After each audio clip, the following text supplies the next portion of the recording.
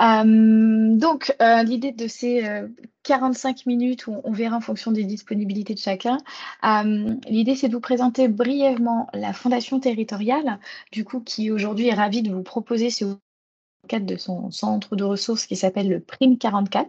Donc, c'est notre premier pilier aujourd'hui d'accompagnement des entreprises, avec à la fois un volet pour les entreprises et pour les associations. C'est un service qui se fait gratuit pour pouvoir faciliter l'échange entre les entreprises locales et les associations locales afin de réduire les inégalités locales, puisque c'est vraiment la mission de la Fondation territoriale de faire du mécénat une solution simple pour réduire les inégalités, qu'elles soient sociales, sociétales ou environnementales en Loire-Atlantique.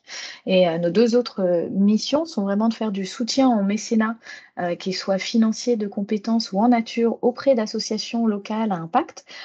Du coup, on lance des appels à initiative. Il y en a un qui est en cours à l'heure actuelle avec 102 associations qui ont candidaté pour avoir 10 lauréats d'ici la fin de l'année, qui seront accompagnés également avec du mécénat compétences et en nature, et puis qui auront aussi du coaching. Enfin, l'idée, c'est vraiment de ne pas faire juste un chèque, d'avoir un accompagnement global et également de le faire dans la durée.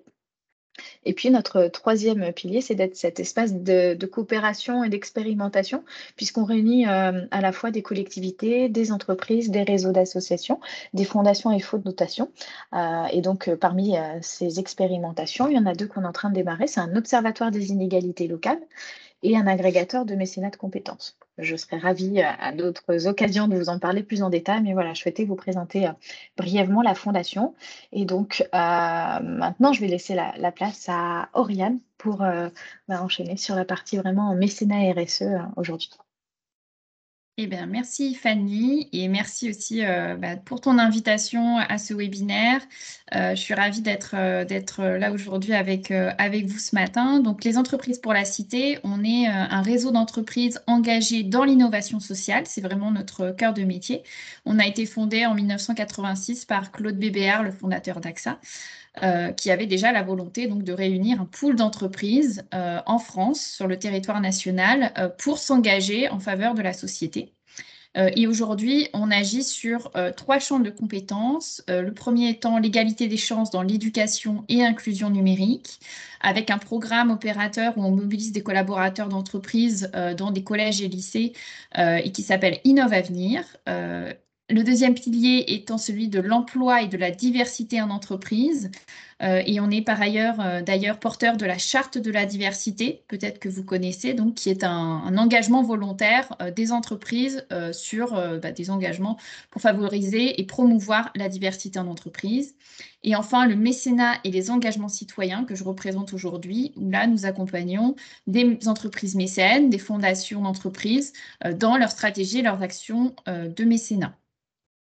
Vous précisez, donc on est une association nationale présente dans 6 territoires et donc Jenna Leclerc qui est ici également dans le webinaire est la référente pour la région Ouest-Atlantique et donc qui est basée à Nantes et à ce titre elle anime donc un réseau d'entreprises locales, 25 entreprises sur ces trois sujets d'engagement.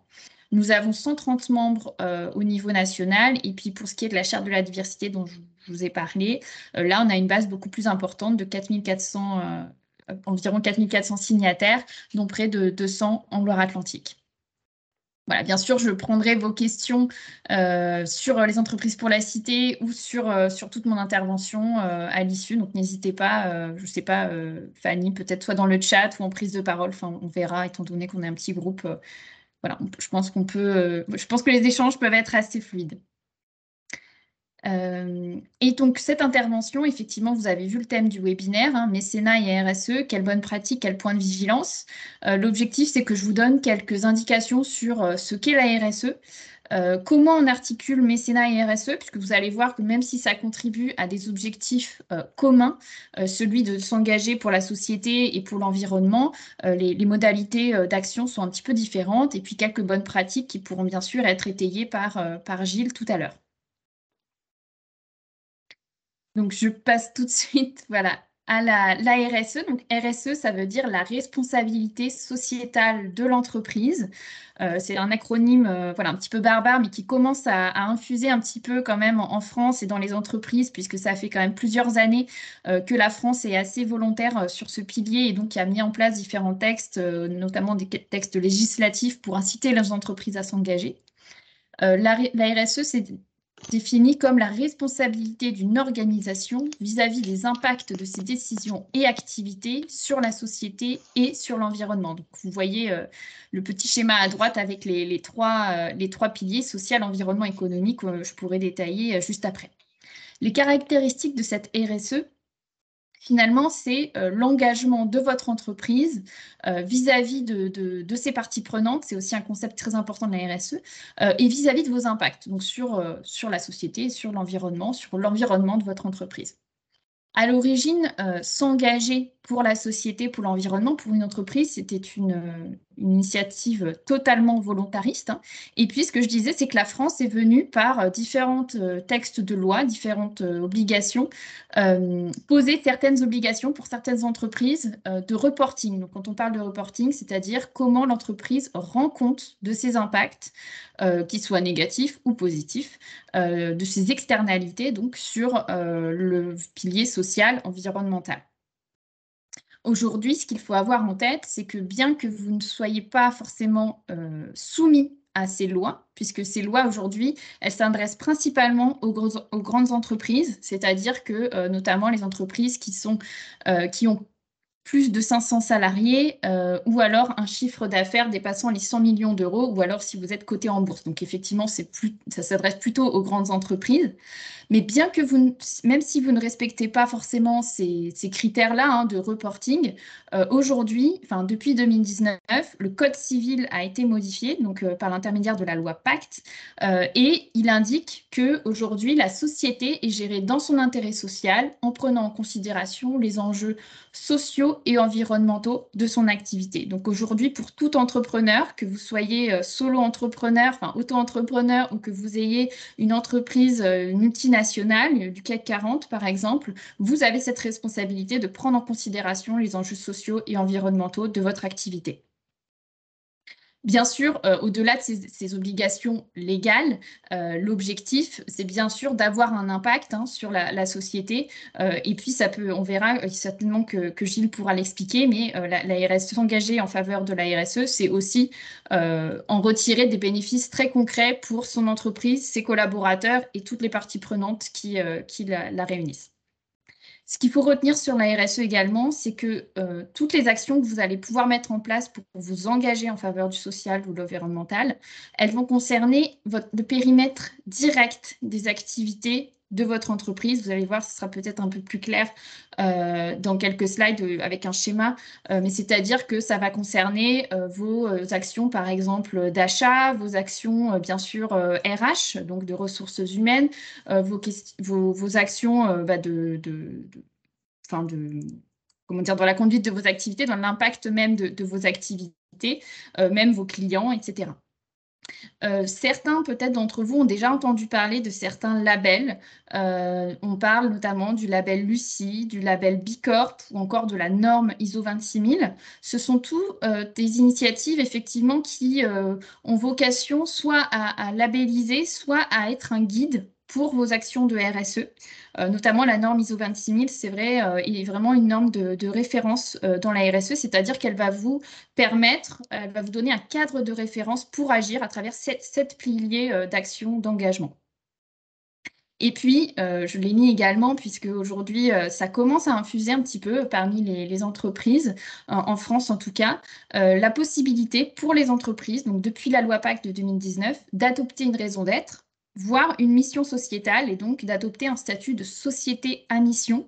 Ça, certains d'entre vous voilà, ont peut-être entendu parler. Et là, ça veut dire concrètement que l'entreprise, dans ses statuts, se donne une mission sociétale à accomplir et également des moyens pour y arriver et pour contrôler l'atteinte de ces objectifs sociaux et environnementaux. Slide suivante, exactement. Alors, Joseph lève la main, donc je ne sais pas, Fanny, Oui, si on c'était prend pour les... l'entreprise Oui, à mission. Quelle est la différence? Aujourd'hui, beaucoup d'entreprises sont SA, SARL, enfin classiques. Quelle, différence y a-t-il avec une entreprise à mission? Est-ce qu'on complète ce statut-là avec, de certains principes Oui. ou il y a des vrais engagements chiffrés et des contraintes, je veux dire, derrière? Alors, les 2, c'est-à-dire que si vous êtes, en fait, c'est un comment dire? C'est pas vraiment un statut, ce qu'on appelle c'est une qualité, en fait. La société à mission, c'est une qualité. Donc, c'est-à-dire que vous allez toujours être, SAS, SARL, Mmh. SA et cetera, mais vous allez aussi avoir la qualité de société à mission et ça, c'est inclus, dans le registre du commerce. Je ne sais pas si Gilles, vous vouliez prendre la parole là-dessus? Parce que je ne sais pas si vous êtes entreprise à mission également chez Happy Babies? Je veux bien compléter, effectivement, du coup, c'est quelque chose en plus, entreprise à mission et avec plusieurs, implications. Il faut inscrire, sa raison d'être dans ses statuts, déposer, auprès des greffes du tribunal de commerce. 2, il faut, se doter d'un comité de mission, un comité d'impact, en fait, qui va mesurer, qui va se réunir régulièrement, qui est fait de parties prenantes externes et qui va vérifier que l'entreprise, chemine bien vers la mise en œuvre de sa mission. Et 3, il faut avoir sélectionné un ETI, un organisme tiers indépendant qui, lui, va faire la mesure d'impact réel de toutes les actions de l'entreprise. Il faut les 3. À titre d'exemple, nous, chez Happy Babies, on a fait pour l'instant que la première partie, c'est-à-dire on a créé, j'ai fait inscrire notre raison d'être dans nos statuts, quasiment juste après la création et j'ai pour projet l'année prochaine de mettre en place le comité de mission et puis de sélectionner un organisme tiers indépendant. OK, d'accord, c'est très clair. OK, Tout à fait. merci. Et sachant que raison d'être, société à mission sont des initiatives volontaires, hein. Aujourd'hui, il n'y a aucune obligation d'adopter une raison d'être ou une société d'être société à mission. Donc, c'est vrai que c'est un vrai engagement de l'entreprise que de mettre en place ces dispositifs-là. OK, Je peux merci. ajouter Pardon, je vais ajouter une précision aussi, sachant que, typiquement, pour montrer ce que nous n'avons pas encore fait et qu'ont fait d'autres, je pense à l'agence B-Side qui d'ailleurs est très engagée là en bénévolat sur l'instruction des dossiers du premier appel à initiative de la fondation territoriale. L'agence B-Side, eux, ils ont fait l'étape d'après, c'est de retravailler leur raison d'être en équipe pendant 9 mois, 1 an. Nous, on n'a pas encore fait ça. La raison d'être qui est dans nos statuts, c'est celle que j'ai écrite moi, elle est pleine de jargon, elle est pas encore géniale. L'étape d'après, c'est bien de la retravailler en équipe pour se l'approprier et avoir quelque chose de puissant qui guide l'action au quotidien. Voilà, juste une précision.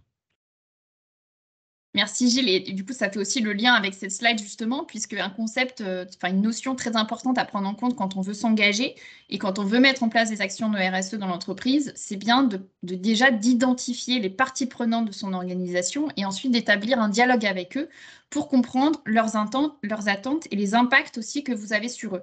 Vous voyez sur le schéma en vert foncé, on va dire, les parties prenantes internes, donc la direction, les collaborateurs, les syndicats, ça peut être aussi justement le CSE, qui est une partie prenante importante quand on veut mettre en place des actions d'engagement. Et puis en blanc cerclé de vert, les parties prenantes externes, donc les communautés locales, là ça va être effectivement peut-être toutes les associations, les partenaires, les collectivités qui peuvent voilà, qui gravitent autour de votre activité, les pouvoirs publics, vos clients, bien sûr, qu'ils soient en B2B ou en B2C, les fournisseurs et vos actionnaires. Et en fait, sur chacun de ces parties prenantes-là, vous allez avoir des impacts et la stratégie RSE va chercher à pouvoir répondre, enfin, va pouvoir chercher à mettre en place des actions pour limiter vos impacts négatifs et puis renforcer vos impacts positifs vis-à-vis aussi de ces parties prenantes-là.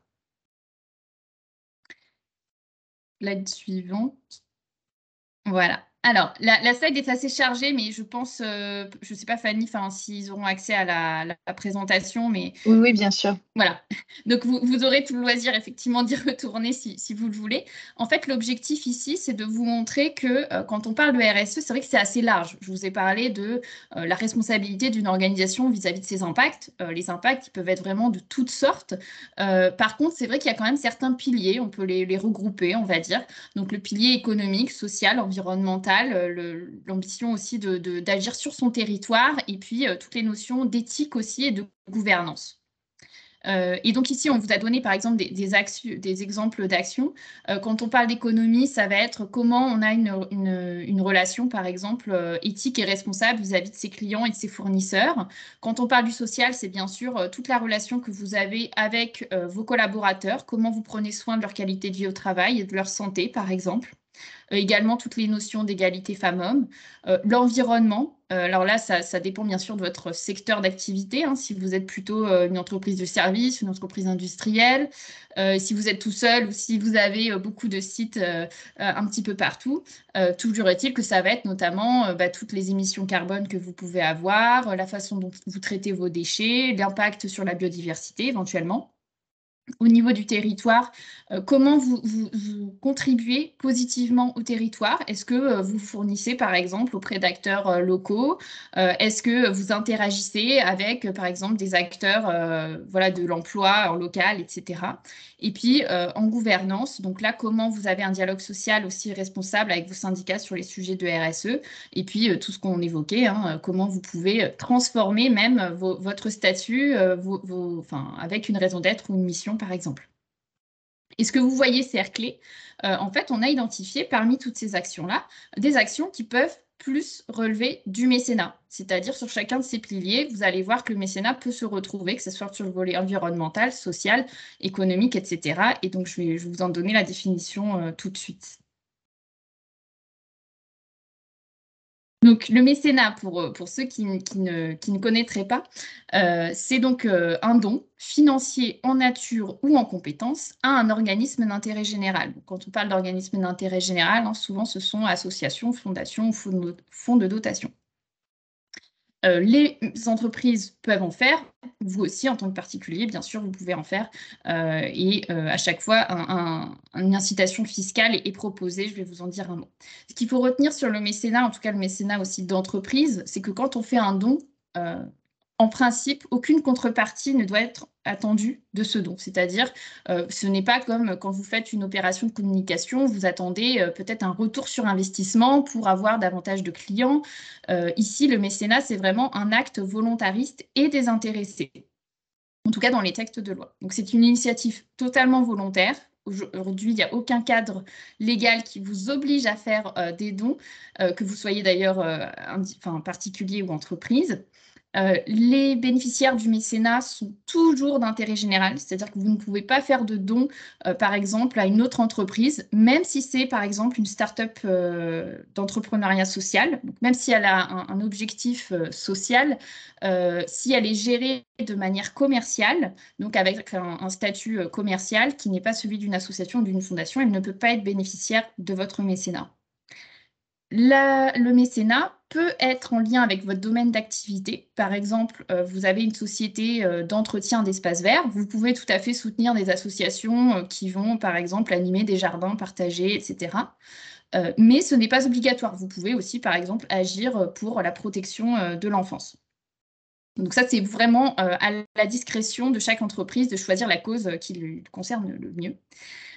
Et ça dépasse effectivement le périmètre direct des activités de l'entreprise. Ici, c'est un point très important puisque autant la RSE, ça va vraiment concerner les parties prenantes qu'on a identifiées tout à l'heure, donc parties prenantes internes et externes, autant le mécénat, vous pouvez, ça dépend des entreprises, hein, de la culture de l'entreprise, mais vous pouvez avoir un mécénat qui peut être totalement déconnecté de votre activité. Et donc, ça peut être, comme je le disais, des dons sur une cause qui ne vous concerne pas du tout et où vous n'allez pas du tout impliquer vos collaborateurs et vos clients. Bien sûr, c'est peut-être moins stratégique, c'est peut-être pas ce qu'on veut mettre en place, mais ça peut exister. Et également, important à retenir, le mécénat, c'est un dispositif fiscal avant tout. Et donc, à ce titre, en tant que société, en tant qu'entreprise, vous avez le droit à une réduction d'impôt de 60% du montant du versement, dans la limite de 5 pour 1000 du chiffre d'affaires annuel, ou de 20 000 € si ce montant est inférieur. Donc, 5 pour 1000, ça fait moins que 20 000 €. Voilà. Si je peux juste apporter un complément pour avoir plus de précision sur le mécénat, parce que là, Oriane en fait juste un slide Un rappel. synthétique. Voilà, c'est qu'il y a eu un webinaire il y a 15 jours et le replay est disponible sur le site de la Fondation et où là, on était vraiment sur le mécénat, qu'est-ce que c'est, ces différentes formes. Et donc, on va plus en détail sur ce point-là. Donc, n'hésitez pas à aller voir le replay. Tout à fait. Merci. Après, si vous avez des questions, je pourrais évidemment y répondre, mais effectivement, voilà, il y a déjà eu un webinaire à ce sujet. Peut-être slide 11, pourquoi aujourd'hui faire du mécénat et puis pourquoi aussi faire de la RSE, hein, on verra que souvent ça peut se rejoindre. On dit souvent que ça répond à 3 formes d'enjeux pour l'entreprise. Tout d'abord des enjeux humains, des enjeux liés aux ressources humaines, on va dire, pour pouvoir créer de la cohésion sociale en interne, pour pouvoir avoir une meilleure marque employeur aussi, pour pouvoir attirer des nouveaux talents, renforcer la fierté d'appartenance à votre entreprise, et puis aussi peut-être permettre un développement des compétences de votre entreprise. Là, c'est surtout quand vous décidez, par exemple, de mobiliser vos collaborateurs auprès d'une association, donc ce qu'on appelle le mécénat de compétences. Là, ça va toucher tous ces enjeux humains. Il y a aussi l'enjeu d'ancrage territorial. Quand vous êtes implanté sur un territoire, ou même pour des entreprises qui auraient différentes implantations sur le territoire national ou international, le fait de faire du mécénat et donc d'être en relation avec des associations qui sont ancrées localement, ça peut vous permettre différentes choses, notamment de se faire accepter aussi vos activités sur le territoire local, de créer un dialogue avec les parties prenantes, les acteurs du territoire qui vous entourent, de contribuer positivement et directement à votre territoire d'ancrage. Et là, par exemple, ça peut être, voilà, vous décidez d'agir en faveur d'une association qui aide les jeunes du quartier ou de l'entreprise où elle est implantée. Voilà, vous voyez l'impact concret de votre mécénat, donc très localement. Et puis, ça peut aussi vous permettre d'avoir une meilleure connaissance de votre environnement territorial et des acteurs qui la composent. Également, l'enjeu d'innovation, d'expérimentation. On dit souvent que le mécénat, ça permet vraiment à l'entreprise de découvrir un autre monde, de faire un pas vers d'autres acteurs avec lesquels elle n'a pas forcément l'habitude d'interagir, puisque l'entreprise, généralement, elle va plutôt dialoguer avec ses clients, avec ses fournisseurs. Là, elle va se tourner vers le monde de l'ESS, donc de l'économie sociale et solidaire, et donc ça peut lui permettre de découvrir d'autres manières d'agir, d'autres modèles économiques, et voilà, souvent, c'est du gagnant-gagnant. Aujourd'hui, et peut-être que d'ailleurs Gilles, je pense, pourra revenir là-dessus. Là, je vous ai présenté mécénat et RSE. Je les présente différemment puisque ce sont des dispositifs différents. Comme je vous l'ai dit, la RSE, c'est à la base la traduction du développement durable pour l'entreprise. Le mécénat, c'est un dispositif fiscal pour aider et soutenir l'économie sociale et solidaire. Pour autant, aujourd'hui, ces notions de mécénat et RSE, elles ont tendance à être dépassées par la notion d'engagement sociétal. En fait, ce qui est le plus important aujourd'hui, c'est que les entreprises s'engagent et qu'elles le fassent par le biais de la RSE ou du mécénat ou des deux, bien sûr. C'est ça qui est vraiment le plus important. Et donc aujourd'hui, vraiment, on considère que RSE et mécénat se complètent puisqu'ils ne vont pas forcément agir sur les mêmes leviers. Par ailleurs, et ça on l'a vu pour des entreprises qui vont définir une raison d'être ou une mission, finalement RSE et mécénat s'alignent sur un même système de valeurs, les valeurs que vous définissez pour votre entreprise. Bien sûr, elles vont pouvoir être incarnées par le biais de la RSE ou par le biais du mécénat.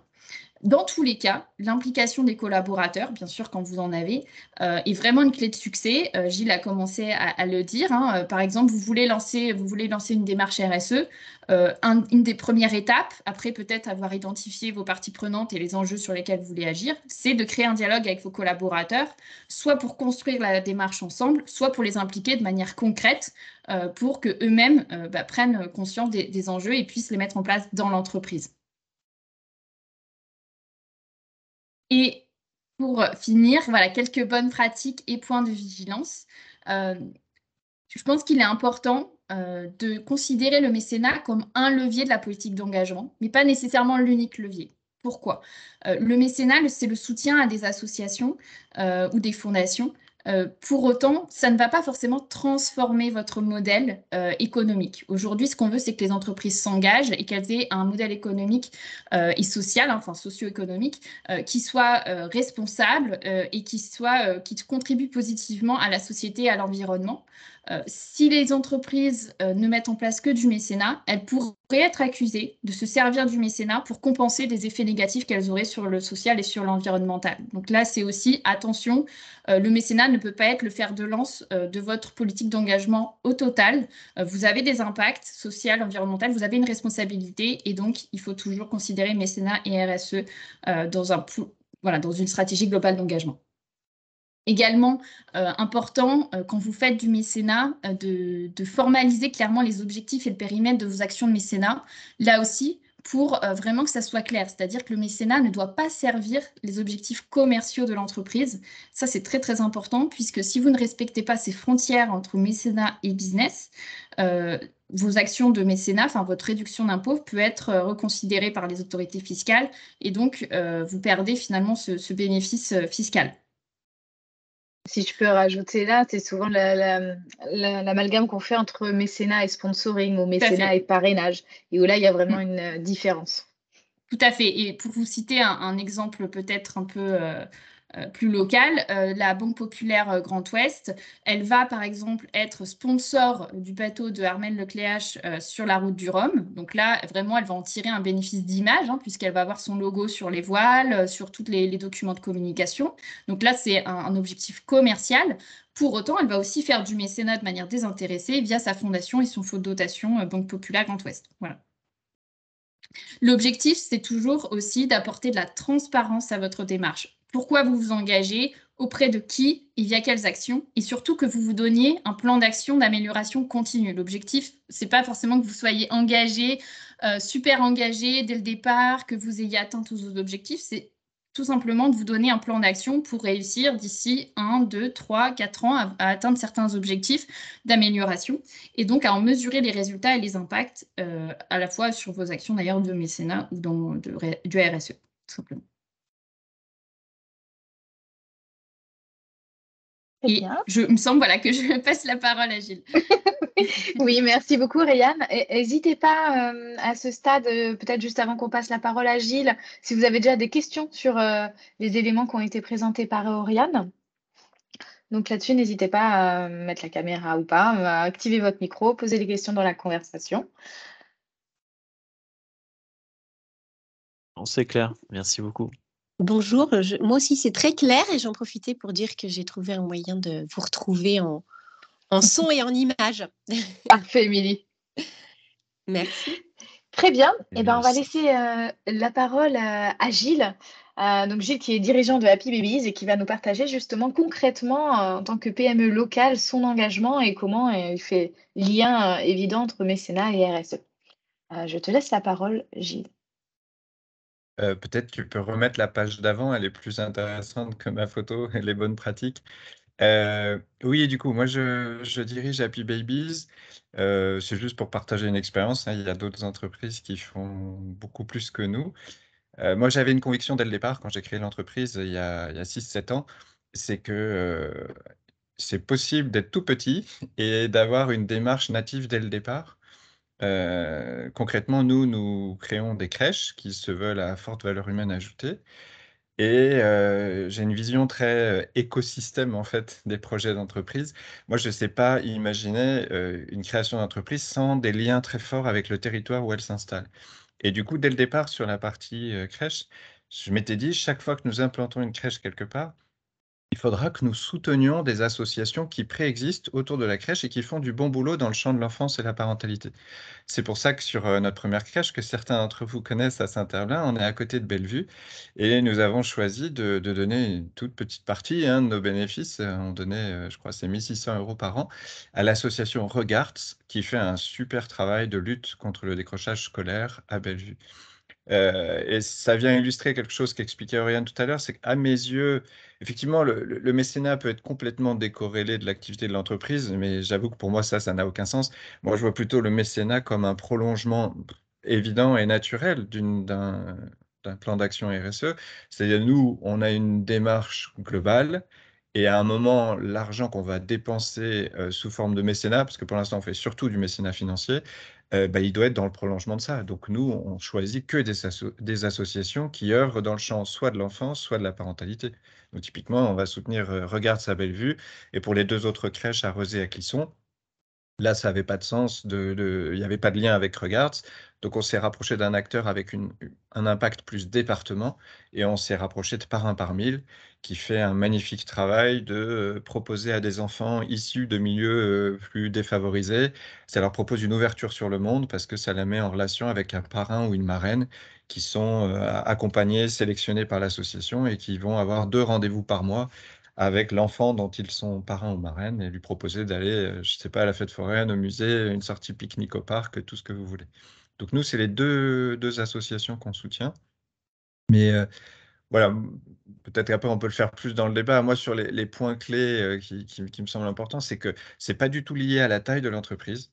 N'importe quelle entreprise peut y aller. Elle dimensionne le don à la hauteur de ses possibilités et de ses envies, tout simplement.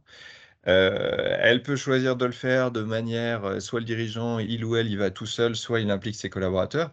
Nous, le petit montant que j'évoquais tout à l'heure, on l'a choisi en équipe, c'est-à-dire, moi j'ai soumis à l'époque quelques noms d'associations en disant bah, lesquelles vous préférez, et puis on est parti sur certaines qui étaient présélectionnées. Mais c'est libre à chacun hein, de mener sa démarche, bien sûr.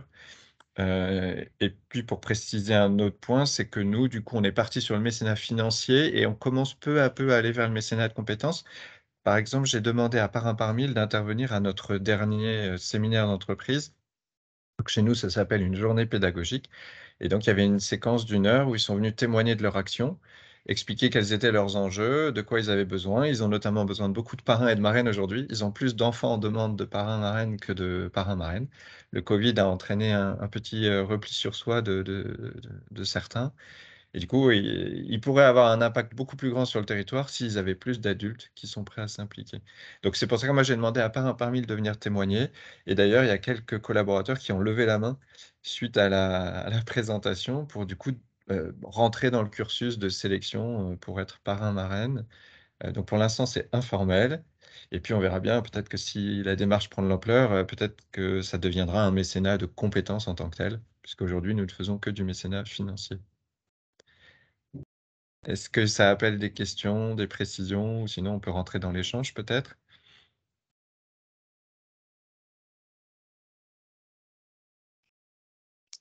Non, c'est clair. Est-ce que du coup les familles sont au courant de ça? Est-ce qu'elles sont partie prenante de cette démarche? Je ne sais pas quel modèle vous avez de participation des familles dans vos crèches, mais on a parlé de tout l'écosystème, y compris les clients, etc., qui pouvaient aussi être dans la démarche. Donc, quelle place ont les familles, voire les enfants? Alors, ils sont trop petits, donc c'est pas évident, mais comment Euh, communiquez-vous? alors, du coup, les familles pour l'instant ne sont pas encore rentrées dans le projet, mais c'est une super idée de les associer. Nous, on les associe déjà sur une autre action. Typiquement, maintenant, nous essayons de planter une mini Big Forest à côté de chaque nouvelle crèche. Et dans ce cas-là, on invite les parents et les enfants à la planter avec nous. Donc ça, on le fait sur le registre de planter une mini Big Forest. Donc il n'y en a pas à côté de la première crèche, mais il y en a à côté de la deuxième et de la troisième. Mais je trouve que l'idée est géniale. En revanche, nous, ce qu'on fait, c'est nous essayons d'être transparents, donc de communiquer sur le site déjà sur c'est quoi nos fondamentaux, qu'est-ce que nous cherchons à faire. Et après, du coup, il me semble, peut-être que vous voulez témoigner, Monsieur Chaboussou, mais que les parents qui viennent nous voir, en général, ils sont déjà un petit peu sensibilisés à ce qui nous anime. Et que du coup, ça serait une super idée de rebondir sur votre proposition, Émilie, ce serait de le proposer aussi aux parents qui sont intéressés, de venir avec nous rencontrer l'association Parrain par Mille et puis de peut-être devenir parrain ou marraine. Monsieur Chaboussou, vous voulez Oui. dire 2 mots? Oui, justement, c'est vrai que le fait d'avoir eu la chance de pouvoir mettre nos enfants chez Happy Babies nous a permis aussi de voir au-delà de la situation de prendre soin des enfants, mais aussi de partager de ce type de valeurs et de faire découvrir aux enfants des aspects de la nature, là où les crèches le proposent en tout cas. Et le fait de pouvoir partager ces valeurs, on a envie aussi de s'impliquer. Enfin, pour nous, considère ça comme une très très belle chance de pouvoir être au sein de Happy Babies avec nos enfants. Donc, de pouvoir participer, de s'investir dans certaines actions, ça, en tout cas moi, ça me motiverait en effet. Peut-être pour rebondir, effectivement, il y a différentes, manières, en fait, d'impliquer, alors là, en l'occurrence, par exemple, les clients, hein. Il y a certaines entreprises qui peuvent organiser des collectes, de fonds, enfin, collecte financière au bénéfice, d'une association. Donc, simplement, en fait, en facilitant la collecte, par exemple, en disant: «Bah, tiens, en fin d'année, on veut faire un don à telle association, qui veut donner?» Donc là, c'est une facilité. Ça peut aussi être des collectes de jouets. Donc là, ça sera par exemple des dons en nature, collecte de jouets auprès des parents et puis on les redonne à des associations qui vont redistribuer à des enfants localement. Ou, comme disait Gilles, ça peut aussi être une réunion d'information, par exemple sur l'association Parrain par Mille, où les collaborateurs et les parents vont être invités pour connaître l'association. Donc en fait, l'entreprise peut vraiment être facilitatrice pour connaître en fait les acteurs du territoire, notamment les associations. Sachant que, alors, petite précision, parce que c'était pas du tout prévu, je savais pas que monsieur Chaboussou était là aujourd'hui. Ça se veut pas du tout un webinaire pour Happy Babies. Mais c'est intéressant parce que ça me permet de préciser un point, c'est que effectivement, nous nous sommes engagés dans la démarche sans attente de contrepartie. Ça me semble clair. Et d'ailleurs, on en discutait récemment avec Tina de l'association Parrain par 1000. Enfin, je me suis jamais posé la question de quelle contrepartie Parrain par 1000 allait nous apporter. Ça, c'est OK. En revanche, il y a bien un bénéfice indirect, si vous voulez, qui arrive à un moment. C'est que si dans l'action de l'entreprise, il y a quelque chose de cohérent qui se dessine, moi je crois beaucoup à la cohérence, si les actions au quotidien, elles se complètent bien, y compris dans le mécénat, si tout ça forme un tout cohérent, alors cela contribue à ce qu'on appelle la fameuse marque employeur. Et du coup, pour des collaborateurs qui seraient réceptifs à ça, et ou pour des clients, comme le disait tout à l'heure M. Chaboussou, bah ça peut jouer un rôle d'attractivité, j'ai envie de dire. Donc, on est sur un territoire où il y a pas mal de sujets de pénurie en recrutement ou autre. C'est pas la raison pour nous de faire du mécénat, mais c'est sûr que ça peut être un bénéfice indirect du mécénat, c'est qu'à un moment, je vais attirer, soit des clients, soit des collaborateurs qui se retrouvent, en fait, tout simplement dans le projet. Oui, c'est vrai que la frontière, elle doit être un petit peu ténue. Enfin, c'est sensible, c'est-à-dire jusqu'à quel point vous communiquez autour de vos engagements. Et en même temps, c'est important pour justement pour cette marque employeur. Et en même temps, vous ne devez pas en faire un argument commercial. Donc, c'est ça à doser, je pense. En fait, nous, typiquement, nous communiquons sur notre projet parce que c'est ce qui nous anime, c'est fondamental, donc ce serait compliqué. Vous voyez, c'est comme d'autres entreprises à mission, je pense, qui sont déjà plus engagées dans la démarche entreprise à mission que nous, comme Fago, comme B-Side ou d'autres. Ils vont pas ne pas parler de ça puisque c'est ce qui fait leur âme, leur cœur d'action. Donc forcément, nous allons en parler. Tout dépend de ce qui nous anime. Quelle est l'intention dans cette communication? Est-ce que c'est une intention qui veut ramener à nous la lumière, attirer et faire parler que de notre entreprise? Ou est-ce que c'est bien une intention de venir nourrir le territoire, de venir embellir le territoire sur lequel nous vivons? Et ça fait le lien avec ce qu'évoquait tout à l'heure Auréa. Moi, je partage cette conviction que une entreprise, elle n'est pas hors sol, elle n'est pas indépendante de son territoire. Naturellement, elle bénéficie de choses qui se passent sur son territoire et à l'inverse, elle est observatrice et elle constate comme d'autres acteurs qu'il y a des choses qui ne fonctionnent pas sur son territoire. Et si elle peut être un levier pour contribuer à résoudre les problèmes, du coup, l'entreprise devient un vecteur du mieux vivre ensemble et de l'embellissement sociétal. Et ça, moi, c'est une conviction très forte que j'ai. Euh, et j'en profite d'ailleurs pour glisser un mot sur, puisqu'on parle de mécénat et aussi de fondation territoriale, je trouve que soit le dirigeant ou la dirigeante est très clair sur où il veut donner, c'est parfait, il ou elle peut y aller, soit la personne ne sait pas trop. Et je trouve que la fondation territoriale, elle apporte une solution de plus. C'est que du coup, moi, en tant que dirigeant, je peux me dire, OK, c'est super facile de donner. Je donne en sécurité, parce que la fondation territoriale, c'est un tiers de confiance, c'est abrité sous la fondation de Lille, c'est donc une fondation reconnue d'utilité publique et elle est chargée d'identifier et suivre les actions, des associations du territoire avec un impact. Donc même si moi je connais pas mon tissu associatif, je peux tout à fait donner à la fondation territoriale et la fondation met tout un professionnalisme dans la sélection des bénéficiaires des subventions. Et puis, voilà, c'était deux précisions que je voulais apporter pour des dirigeants qui voudraient passer à l'action, mais ne savent pas trop comment faire. Ça peut être c'est tout à fait possible de commencer petit et d'expérimenter en passant par un tiers de confiance comme la fondation ou directement, par exemple, pour l'entreprise, pour la cité. Si ça rejoint les enjeux, de l'entreprise, les enjeux d'inclusion ou de tout ça, bah, c'est parfait, il faut y aller, il faut foncer. Gilles, j'ai une question, moi, concernant l'impact que peut avoir une petite structure, un consultant, un artisan, de se dire, bah, moi, en fait, à mon échelle, est-ce que je peux vraiment avoir un impact ou pas? Est-ce que je peux vraiment le faire ou pas? Je vais te taquiner, je pense que tu en es la preuve, Fanny, oui, c'est possible.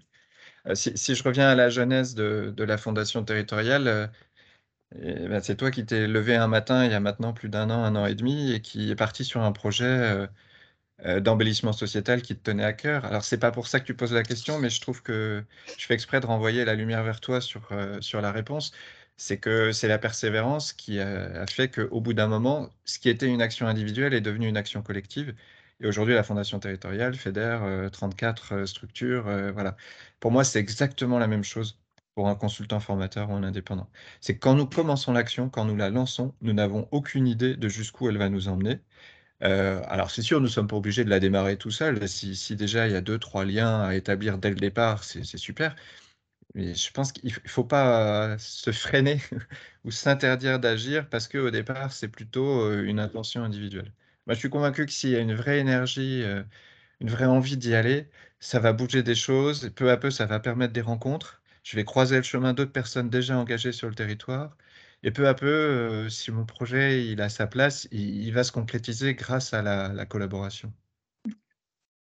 Oui, je suis tout à fait d'accord et peut-être pour rebondir, c'est vrai qu'aujourd'hui, ce qu'on appelle le mécénat collectif, donc en fait, c'est quand soit plusieurs personnes, enfin même plusieurs entrepreneurs ou même plusieurs entreprises, plus grosses entreprises vont se mettre ensemble pour soutenir une seule et même cause. Et ça, c'est vraiment, ça prend de l'ampleur parce que justement, on gagne en impact, on apprend, il y a beaucoup de collaboration autour de pourquoi on s'engage, auprès de qui on s'engage, et aussi ça permet de démultiplier les moyens. Donc en fait, on pourrait par exemple imaginer un collectif d'entrepreneurs où chacun a sa petite activité qui se met ensemble pour créer une action solidaire. Et donc là, on a beaucoup d'impact effectivement sur le territoire. Tout à fait. Sachant que Ensemble, on va plus loin. Tout à fait.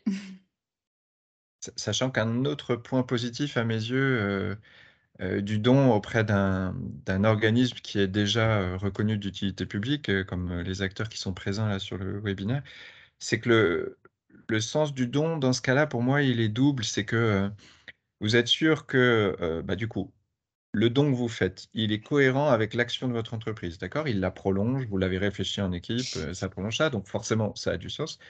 Et ça a doublement du sens parce que vous savez que l'argent, il va être utilisé à bon escient par l'acteur à qui vous l'avez donné. Donc moi, j'aime bien les actions qui ont au moins un double effet qui se coule, sinon 3 ou 4 effets. Heu, voilà, ça me semble important de le préciser. Tout à fait, c'est vrai que peut-être, juste avoir en tête qu'avant, le mécénat, a beaucoup évolué depuis, depuis que ce dispositif fiscal existe. Autant avant, on pouvait avoir en tête que les entreprises, ou même, d'ailleurs les individus, hein, pouvaient soutenir des ONG à l'international, à des milliers de kilomètres, voilà, parce qu'on mettait davantage en lumière, en fait, les fragilités qu'il y avait dans ces pays-là. Aujourd'hui, on observe, alors bien sûr, le soutien à ces associations, elles existent parce que les problématiques existent toujours, mais quand même, on observe un peu un recentrage aussi autour de son territoire.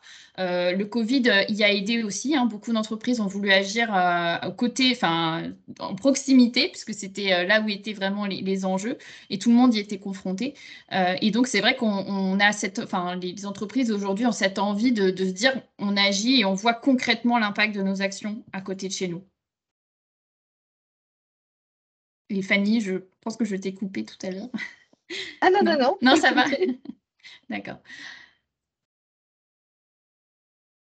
Je vous remercie pour ces riches échanges. Est-ce qu'il y a une dernière question, remarque ou une conclusion que quelqu'un qui souhaitait rajouter quelque chose?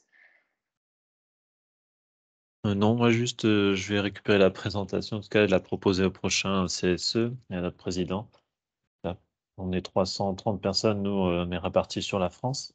Et je pense que ça, on a besoin justement de développer aussi notre marque employeur, enfin, en faire des choses avec du sens aussi pour nos employés.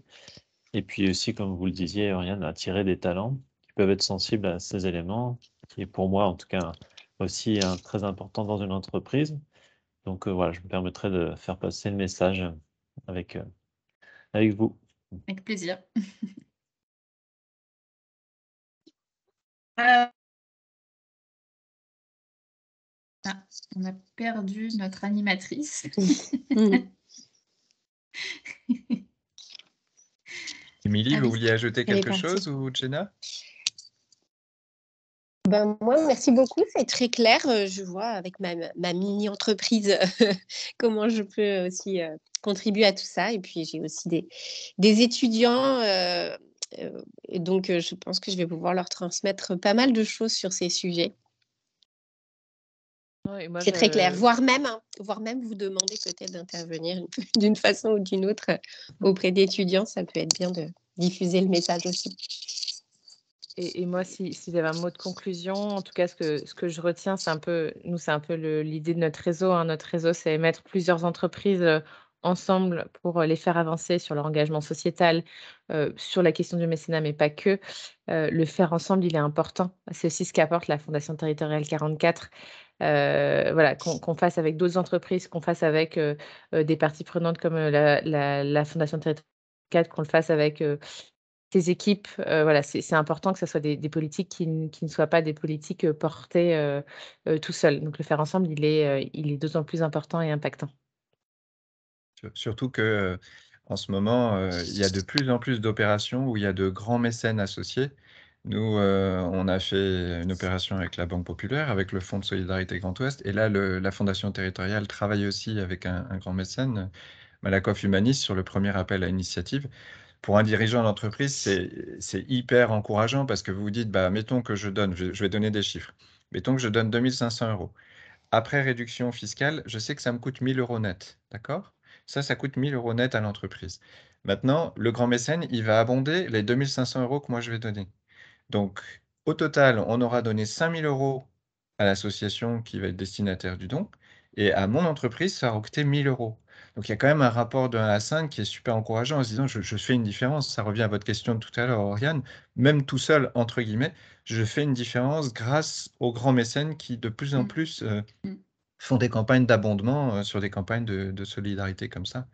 C'est pour ça que pour moi, ça vaut le coup de foncer parce qu'on voit tout de suite l'impact.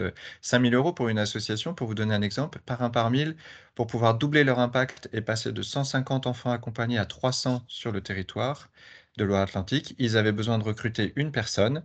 Bon, bah, vous faites un calcul autour de 25 000 ou 30 000 € chargés à l'année.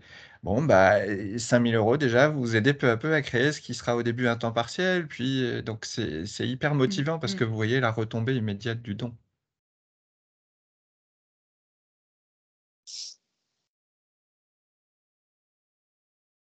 Fanny, on ne Merci. t'entend pas. Merci. Ouais, tu as ton micro coupé. Voilà, vous m'entendez mieux? Désolée pour les petits soucis techniques, on y arrive.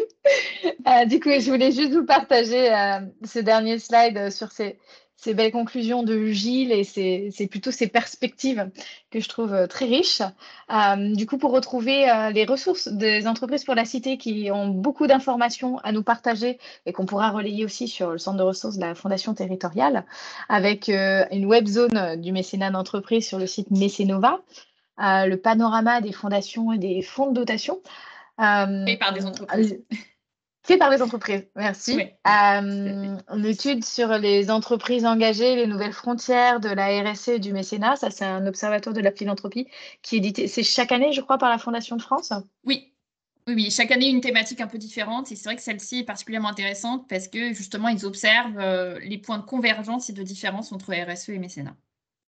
Est-ce que tu veux nous parler aussi de la charte de déontologie? Je crois que tu en avais déjà parlé un petit peu. Oui, tout à fait. Alors, la charte de déontologie du mécénat d'entreprise, elle est sortie très récemment. Elle a été, en octobre l'an dernier, et elle a été proposée par les membres de la coordination générosité. Donc, dont les entreprises pour la cité font partie, mais il y a également Admical, le Centre français des fonds et fondations, beaucoup d'acteurs nationaux qui travaillent sur la générosité au sens large, et donc elle a vocation à s'adresser à toute entreprise mécène qui ferait du mécénat pour un petit peu encadrer les pratiques et donc en faire un mécénat plus éthique.